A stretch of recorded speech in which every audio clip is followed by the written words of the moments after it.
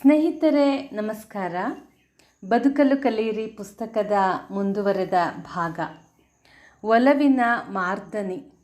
ತಪ್ಪು ಮಾಡಿದಾಗ ಅಥವಾ ಅಕಸ್ಮಾತ್ ತಪ್ಪು ದಾರಿಯಲ್ಲಿ ನಡೆದಾಗ ಅಂಥವರನ್ನು ತಿರಸ್ಕಾರದಿಂದ ನೋಡಿ ನಿಂದಿಸಿ ಅಪಹಾಸ್ಯಕ್ಕೊಂದು ವಸ್ತುವನ್ನಾಗಿಸುವ ಮಹಾಮಡಿವಂತರು ನಮ್ಮಲ್ಲಿ ನೂರಾರು ಮಂದಿ ಇದ್ದಾರೆ. ತಪ್ಪನ್ನು ತೋರಿಸಿ ಪ್ರೀತಿಯಿಂದ ತಿದ್ದಿ ವ್ಯಕ್ತಿಯ ಆತ್ಮವಿಶ್ವಾಸ ಆತ್ಮಾಭಿಮಾನಕ್ಕೆ ಕುಂದಾಗದಂತೆ ನೋಡಿಕೊಂಡು ಅವನನ್ನು ಸರಿದಾರಿಗೆ ತರುವ ತಾಳ್ಮೆಯಿಂದ ಲಭ್ಯವಾಗುವ ಕಲೆ ನಮ್ಮಲ್ಲಿ ಎಷ್ಟು ಮಂದಿಗೆ ತಿಳಿದಿದೆ ಅಥವಾ ಸಿದ್ಧಿಸಿದೆ?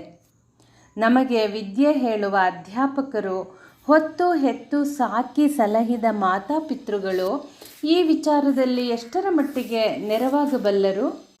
ತಪ್ಪಿ ನಡೆದಾಗ, ಸಹನೆ ಕಳೆದುಕೊಂಡಾಗ ಉಗ್ರವಾಗಿ ಬೈದು ಭಂಗಿಸಿ ಹಾಗೆ ಮಾಡಬಾರದು, ಹೀಗೆ ಮಾಡಬಾರದು ಎಂದು ಬೋಧನೆ ನೀಡಿ ಮಕ್ಕಳ ಪಾಡಿಗೆ ಅವರನ್ನು ಬಿಟ್ಟು ಬಿಟ್ಟರೆ ಹಿರಿಯರ ಕರ್ತವ್ಯ ಮುಗಿಯಿತು. ಒಬ್ಬ ಸ್ವಲ್ಪ ಕಾಲು ಜಾರಿದರೆ ಆದಷ್ಟು ಬೇಗನೆ ಅವನನ್ನು ಬೀಳುವಂತೆ ಮಾಡಿ ಮೇಲೇಳದಂತೆ ನೋಡಿಕೊಳ್ಳುವಷ್ಟು ವ್ಯಂಗ್ಯ ಟೀಕೆಗಳನ್ನು, ನಿಷೇಧಾತ್ಮಕ ಭಾವನೆಗಳನ್ನು ಬಿತ್ತಿ ಆಮೇಲೆ ಅಯ್ಯೋ ಪಾಪ ಎನ್ನುವಂಥ ತೋರಿಕೆಯ ಅನುಕಂಪೆಯ ಮಾತಿನ ಮಳೆಗರೆಯುವವರೇ ಹೆಚ್ಚು ಮಂದಿ. ಹಾಗೆಂದು ಇಂಥ ಜನಗಳ ಮೇಲೆ ದೋಷಾರೋಪಣೆ ಮಾಡಿದ ಮಾತ್ರದಿಂದ ಬಹಳ ದೊಡ್ಡ ಕೆಲಸವಾಗಲಿಲ್ಲ. ಅವರು ಇದನ್ನು ಯಾವುದೋ ಹಳೆಯ ಜಾಡಿನಲ್ಲಿ ನಡೆಯುವ ಅಭ್ಯಾಸ ಬಲದಿಂದ ಮಾಡುತ್ತಾರಲ್ಲದೆ ಉದ್ದೇಶಪೂರ್ವಕವಾಗಿ ಮಾಡುತ್ತಾರೆ ಎನ್ನುವಂತಿಲ್ಲ. ಅತ್ತೆಯಾದವಳು ತಾನು ಸೊಸೆಯಾಗಿರುವಾಗ ತನ್ನ ಅತ್ತೆಯು ನೀಡಿದ ಅಸಂಖ್ಯ ಬೈಗಳು ಮತ್ತು ಕುಹಕದ ಮಾತುಗಳನ್ನು ನುಂಗಿದವಳು.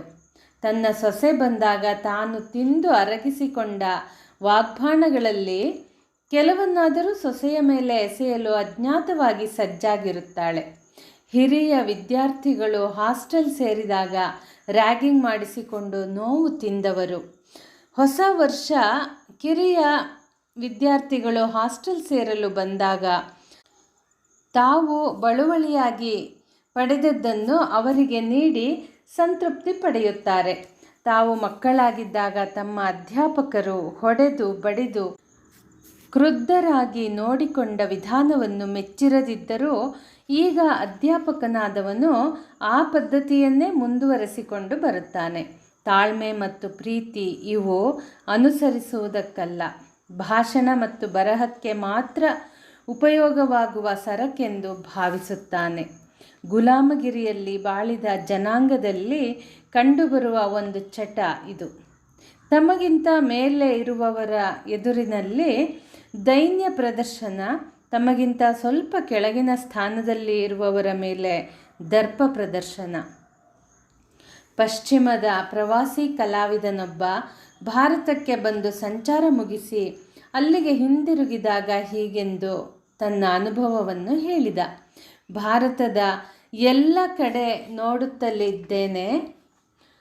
ಪ್ರತಿಯೊಬ್ಬರೂ ಈ ದೇಶದಲ್ಲಿ ಇನ್ನೊಬ್ಬರನ್ನು ಸಂಧಿಸಿದಾಗ ಈತ ತನಗಿಂತ ಅಧಿಕಾರ ಸ್ಥಾನಮಾನಗಳಲ್ಲಿ ಮೇಲಿನವನೇ ಕೆಳಗಿನವನೇ ಎಂದು ತಿಳಿದು ಆ ರೀತಿ ವರ್ತಿಸುತ್ತಾರೆಯೇ ಹೊರತು ಈತ ತನ್ನ ಸಹೋದ್ಯೋಗಿ ಸಮಾನಶೀಲ ಎಂಬ ಭಾವನೆಯಿಂದಲ್ಲ. ನಮ್ಮ ಸದ್ಯದ ಸಾಮಾಜಿಕ, ಸಾಂಸ್ಕೃತಿಕ, ಶೈಕ್ಷಣಿಕ ಪರಂಪರೆ ಪರಿಸ್ಥಿತಿಗಳಲ್ಲಿ ಇದು ಎಲ್ಲೆಡೆ ಸಾಧ್ಯವಿಲ್ಲ ಅನ್ನಬಹುದು.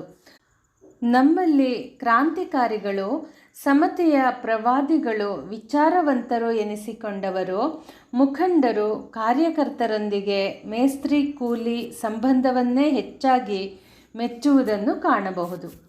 ಪರಸ್ಪರ ವಿಚಾರ ವಿನಿಮಯ, ಸಹಕಾರ ಮತ್ತು ಜವಾಬ್ದಾರಿಯಿಂದ ಒಂದು ಉಪಯುಕ್ತ ಕೆಲಸವನ್ನು ಎಲ್ಲರೂ ಸೇರಿ ನಿರ್ವಹಿಸುವಲ್ಲಿ ಈ ಭಾವನೆ ಎಂತಹ ತಡೆಯನ್ನು ತಂದೀತೆಂಬುದನ್ನು ನಮ್ಮಲ್ಲಿ ರಚನಾತ್ಮಕ ಕಾರ್ಯಗಳಲ್ಲಿ ಅನುಭವ ಇಲ್ಲದ ಹೆಚ್ಚಿನ ಬುದ್ಧಿಜೀವಿಗಳು ತಿಳಿದಿಲ್ಲ ಎಂದು ಹೇಳಬಹುದು. ತಿಳಿದರೂ ಕಾರ್ಯರೂಪಕ್ಕೆ ಹೇಗೆ ತರಬೇಕೆಂದು ಯೋಚಿಸುತ್ತಿಲ್ಲ. ಯೋಚಿಸಿದರೂ ಹಾಕಿಕೊಂಡ ಯೋಜನೆಗಳನ್ನು ಅನುಸರಿಸುತ್ತಿಲ್ಲ. ಸಾಮಾಜಿಕ ಕ್ರಾಂತಿ, ಜಾತಿ ನಿರ್ಮೂಲನ ಮೊದಲಾದ ವಿಷಯಗಳನ್ನು ಕುರಿತು ಕಾಳಜಿ ವಹಿಸಿ ಭಾವೋದ್ವೇಗದಿಂದ ಮಾತನಾಡುವ ಉನ್ನತ ಸ್ಥಾನದಲ್ಲಿದ್ದ ದೊಡ್ಡ ಆಫೀಸಿನ ಪರಿಚಿತ ಮುಖ್ಯಸ್ಥರನ್ನು ಒಮ್ಮೆ ಪ್ರಶ್ನಿಸಿದರೆ, ನೀವು ಎಂದಾದರೂ ನಿಮ್ಮ ಇಲಾಖೆಯ ಸಿಬ್ಬಂದಿ ವರ್ಗದವರನ್ನು ಸೇರಿಸಿಕೊಂಡು ಎಲ್ಲರೂ ಪಾಲ್ಗೊಳ್ಳುವ ಸಭೆ ಸಮಾರಂಭ ಕೂಟ ನಡೆಸಿದೆಯೇ ಎಂದಾಗ ಇಲ್ಲ ಎಂದರು ಅವರು. ವರ್ಷಗಳ ಕಾಲ ಒಂದೇ ಇಲಾಖೆ, ಒಂದೇ ಮಾಡಿನಡಿಯಲ್ಲಿ ದುಡಿಯುವ ಹೆಚ್ಚು ಕಡಿಮೆ ಸಂಬಳ ಬರುವ ಜನರಲ್ಲಿ ಒಂದು ತೆರನಾದ ಯಾಂತ್ರಿಕ ಮುಖಪರಿಚಯವಿತ್ತೇ ಹೊರತು ಪರಸ್ಪರ ಪ್ರೀತಿ, ವಿಶ್ವಾಸ, ಸಹಕಾರಗಳಿಂದ ಒಡಗೂಡಿದ ಬಂಧುತ್ವದ ಭಾವನೆ ಮೂಡಿರಲಿಲ್ಲ. ಮುಖ್ಯಸ್ಥರು ಇನ್ನೊಂದು ಇಲಾಖೆಯ ಮುಖ್ಯಸ್ಥರೊಂದಿಗೆ ಮಾತ್ರ ಬೆರೆಯುತ್ತಿದ್ದರು.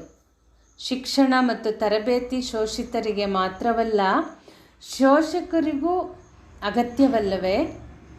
ಶ್ರೀಸಾಮಾನ್ಯರಿಗೆ ಮಾತ್ರವಲ್ಲ, ಮುಖಂಡರಿಗೂ ಬೇಕಲ್ಲವೇ?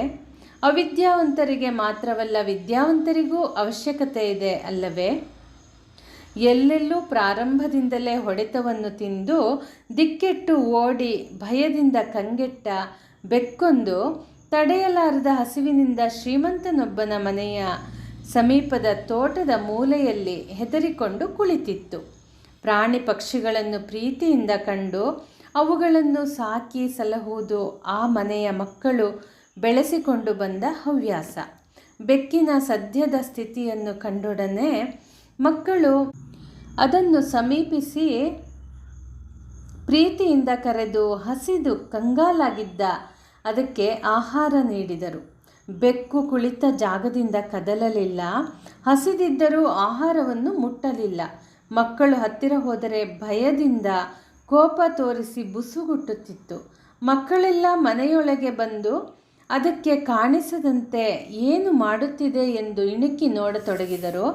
ಬೆಕ್ಕು ಅತ್ತಿತ್ತ ಬೆದರುಗಣ್ಣಿನಿಂದ ನೋಡಿ ಯಾರೂ ಇಲ್ಲವೆಂದು ತಿಳಿದು ಕೊಟ್ಟಿದ್ದನ್ನು ತಿಂದು ಹೊರಟು ಹೋಯಿತು.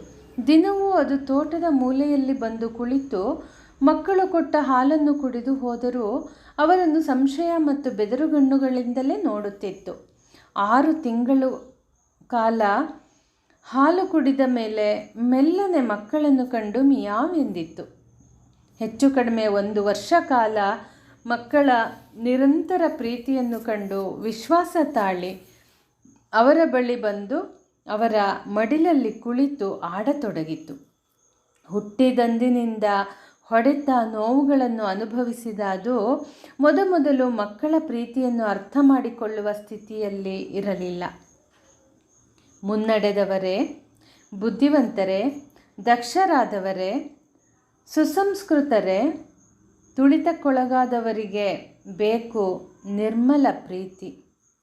ಕ್ಷಣಿಕ ಉದ್ವೇಗದಿಂದ ಹೊರಹೊಮ್ಮುವ ನಾನು ದಾನಿ ಈ ತನದಿಂದ ಮಾಡುವ ಜಾಹೀರಾತಿನ ಉಪಕಾರವಲ್ಲ.